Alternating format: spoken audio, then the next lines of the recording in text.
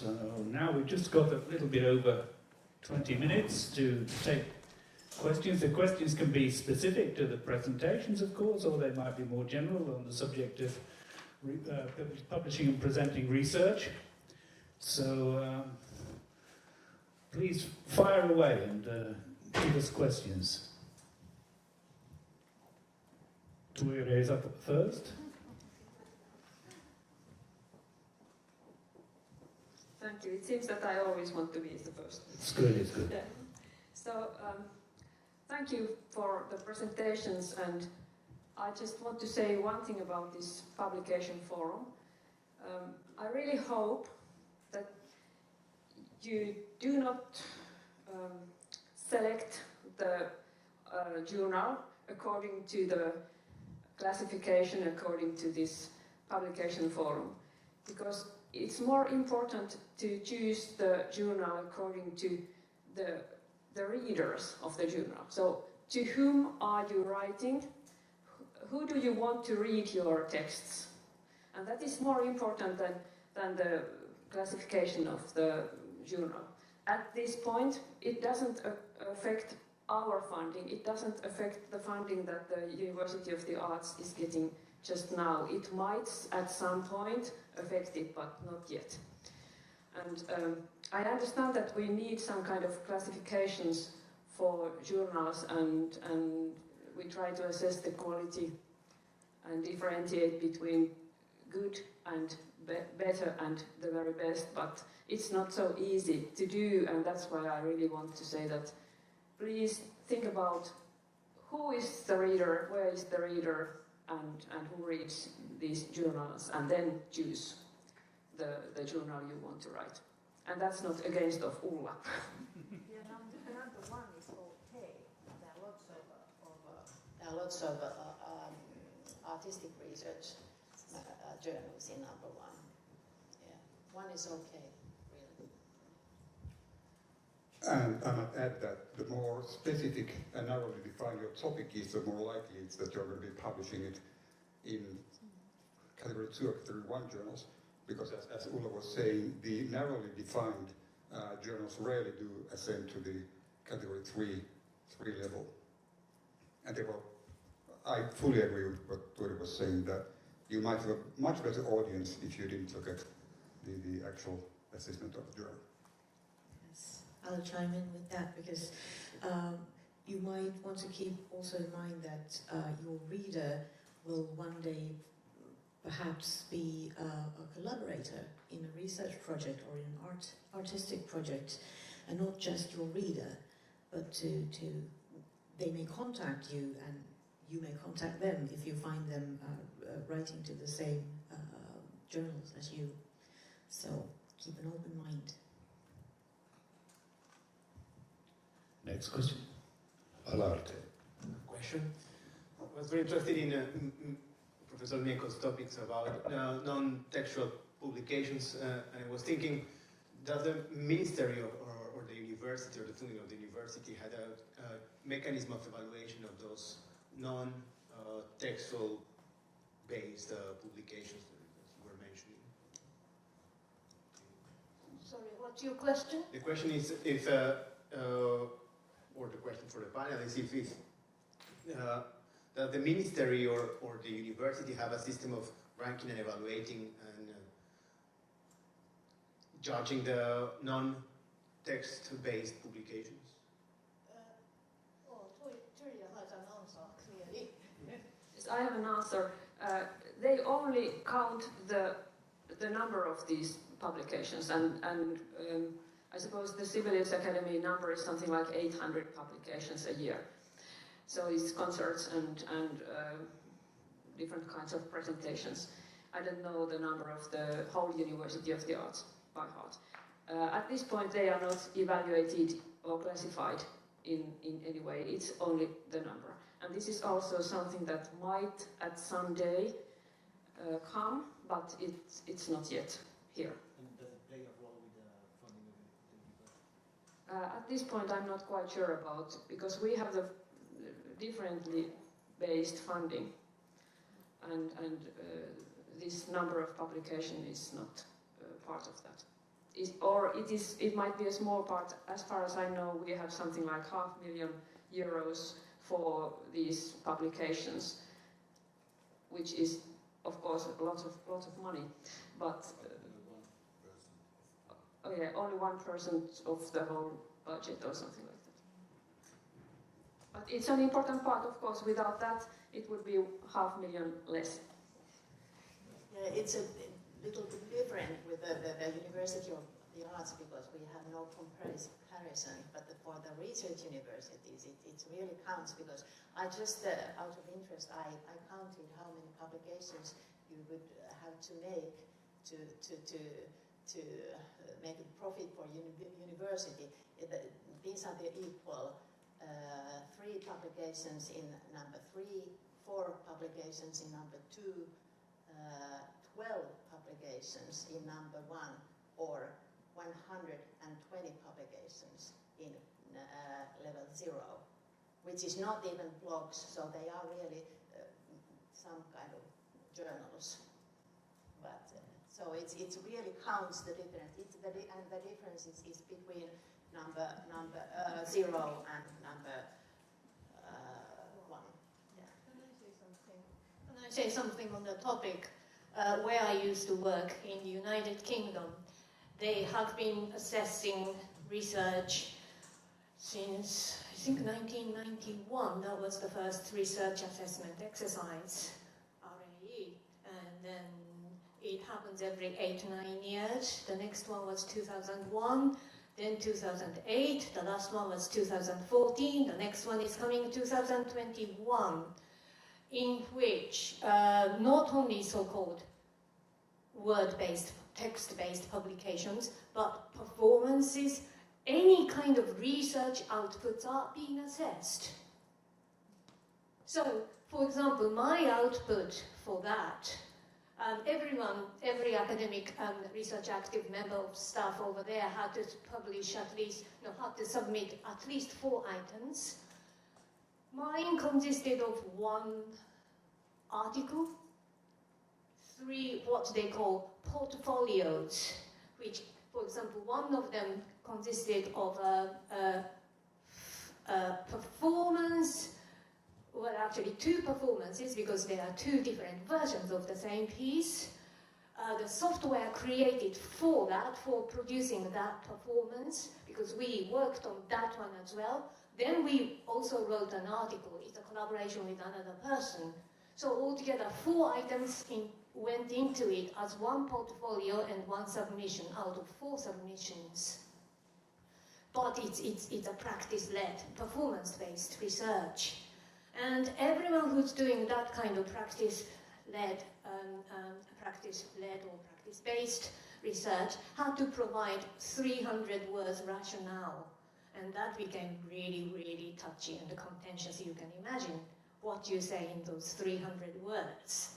You know, basically you're providing rationale for people who find it difficult to assess non-word-based research, which most of us are, including ourselves practitioners, when we are confronted with something that we've never even thought of or we don't even understand the language of sometimes. So that can happen, but this wave of research assessment is everywhere now. I mean, I'm not saying that research assessment is a good thing. It's usually, certainly in Britain, it's a reflection of the government's attitude in not having any confidence in academics. That's how I see it, but that's another political issue. I won't go any further.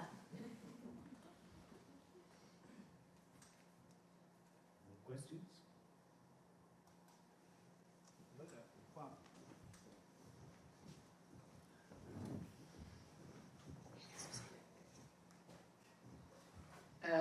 This is a question for everybody, but it's in regard of the last slide of your presentation, the last one. So all the top, level 3 articles, they are all in English. So this is a language question. You mentioned that it was one of the issues that were discussed. And that's like a practice in academia in general, like in Scopus, so they're at the very best, it's 80% of the articles listed there are in English. in some fields it's up to 98%, and the 2% rest lays for all language in the world. So it's it's very heavily relies on English. So my question is for you, each one of you, what are your personal take on this?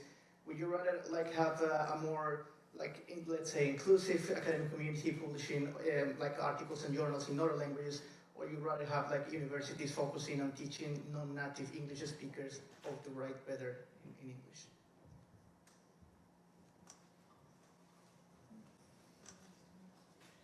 Shall I start?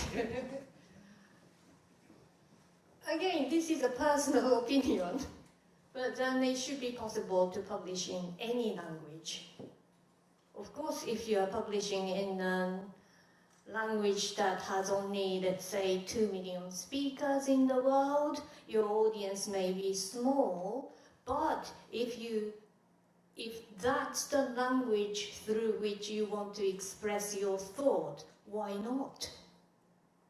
I think the diversity of language is really important, because often it comes with it a diversity of thought. So that's a philosophical point I have. I haven't thought very practically, but that's something I've been thinking about, because naturally English isn't my first language, but this is the language I use for academic purposes and for survival purposes. My Finnish isn't good enough yet. And then if I am to do it in Japanese, yeah, the audience is only in Japan. So, something to think about. But at the same time, I'm aware that there are things you can only express in that particular language, and that should be respected. There's probably both a kind of ideological or general layer and then a practical layer in this issue. And if we start with the ideological layer, I think in principle it's valuable that research is written in all languages, and that of course means in Finland that research is written in Finnish. But then the practical layer is that I, for example, come from the film music theory, which is a very small area in Finland, and actually my academic framework and the academic community that I'm having is almost completely outside of Finland, which means that if I want to communicate within my colleagues, and if I wrote in Finnish, that would be pretty difficult, because the community here would be so small that I could as well speak in the cafeteria and speak about my ideas, which I do in any case. So once you spend the effort of publishing something and writing an essay, you want to reach a larger audience. You want to participate in the ongoing discussion on topics that are important for you. And at least in my personal case, the practical layer has outweighed the ideological layer, but I do concede the existence of that ideological layer very strongly. I also think it has to do with the field that you publish in. There are certain fields, for example, history of Finland, or fields of social sciences like politics research, that have kind of a duty to publish also in Finnish. But as Lauri said, then there are questions to be considered relating to who will be able to read your research.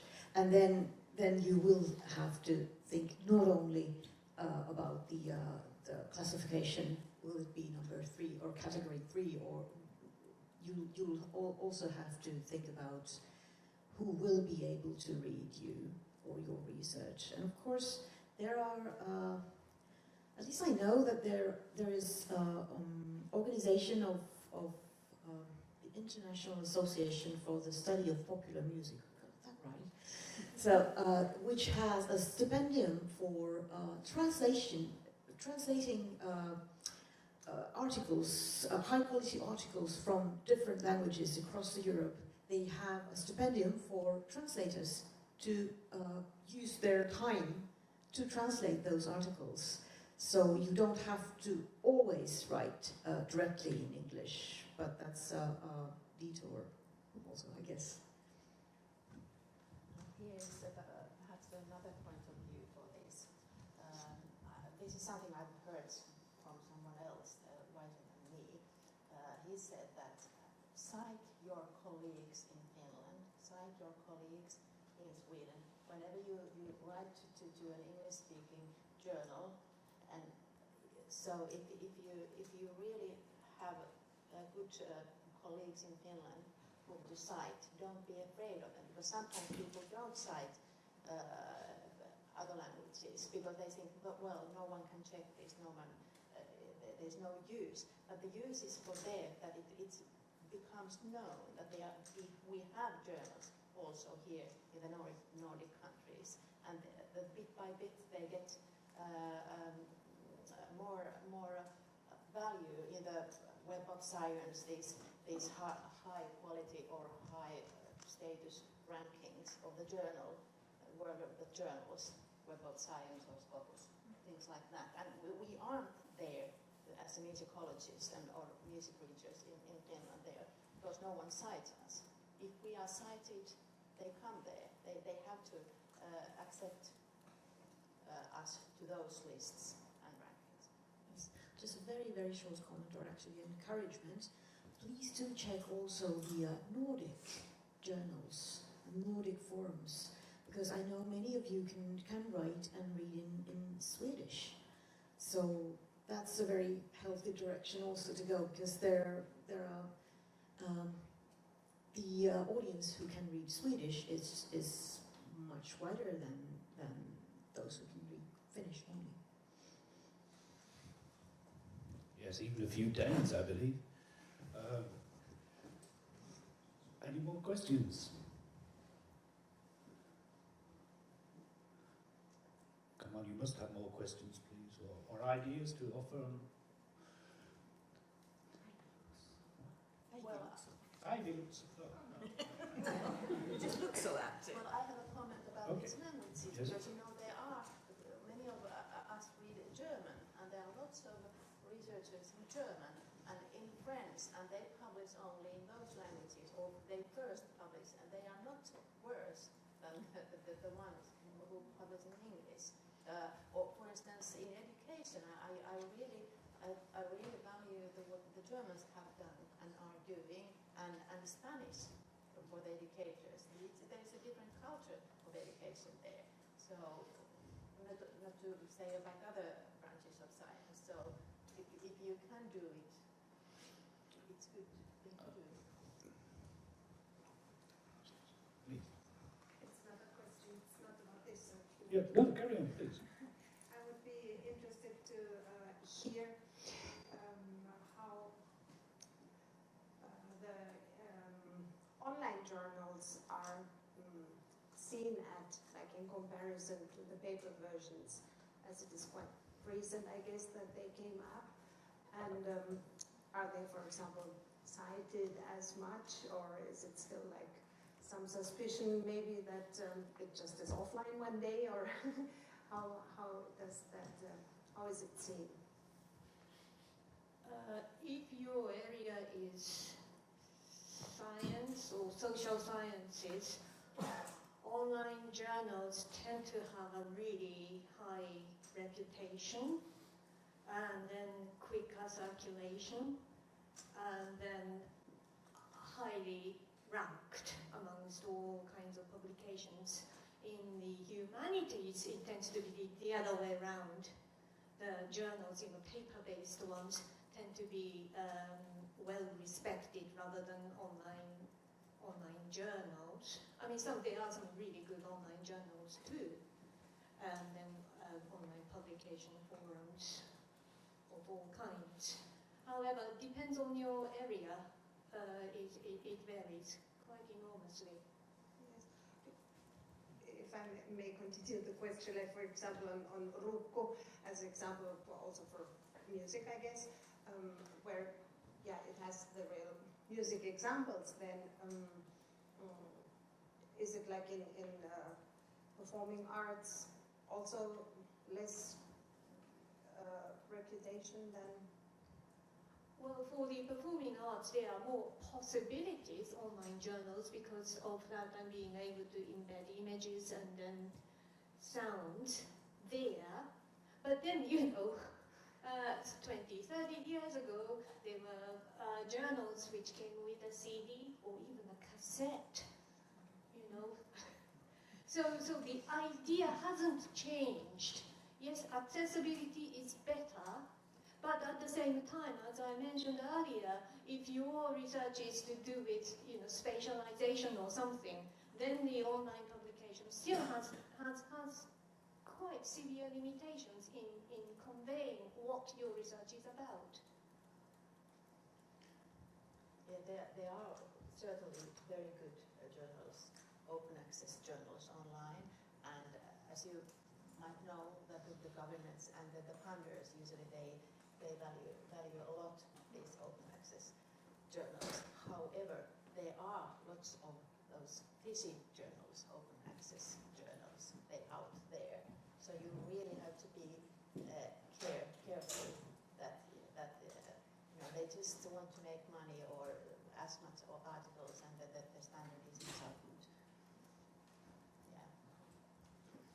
And there's actually another topic that the question of the online journals raises, namely, especially those of you who write dissertations, which consists of a compilation of articles. The publication schedule of journals is, of course, something to take into account. And there are some very good journals which are very heavily lagging behind the schedule, which means that if you submit an article to a journal like that, it might take 4 years before it's going to be published, even in the case that it is accepted. And if you wait for the publication or the acceptance in order to be able to defend your dissertation, there will be long 4 years. And therefore, especially for the final articles of the dissertation, if you do a compilation of articles, it might be wise to find a publication forum which is known to keep its schedules. Because that guarantees that you'll get your acceptance or rejection quite soon. And if you get rejected, then you can submit it to another journal. Because it's quite frustrating if you wait for 2.5 years and get rejected after that. Which can happen, really. That's not a joke. Okay, we're going to start to wind this up now, and I'd just like to say a couple of things. That one thing is that we have coffee waiting for us outside here in what they call the Ala Lampia in Finnish, which is the foyer outside in amongst the concert halls there. So coffee is waiting for us there. I want to make an announcement about the evening entertainment, the evening reception, the social event, as it's called, in Agora, which is at 5 o'clock. Just in case anybody disappears somewhere and comes back later, that it would be really worth being there at 5 o'clock, because we're going to have a little bit of something to do together. We're having Tero Paivonen is coming to lead us in a sonic improvisation. I don't know, because it says ääni improvisaatio in Finnish. That could be with the human voice, or it could be with sounds. I don't know. It's a bit unclear to me. But anyway, some kind of improvisation. What? Oh, it's vocal. It's with the human voice. So a vocal improvisation at 5 o'clock. So if you want to participate, as of course you do want to participate, you want to be there right at the beginning. So but the coffee is waiting for us. And then after the coffee break, we're going to have a workshop given by Mari Rauhala from Mikkeli. You can see what it says in the program. It's MBSR and MSc. And you'll find out what those things are when you get back from your coffee, if you don't know what they are already. So anyway, thank you very much for participating in this discussion so much. And thank you to the panel.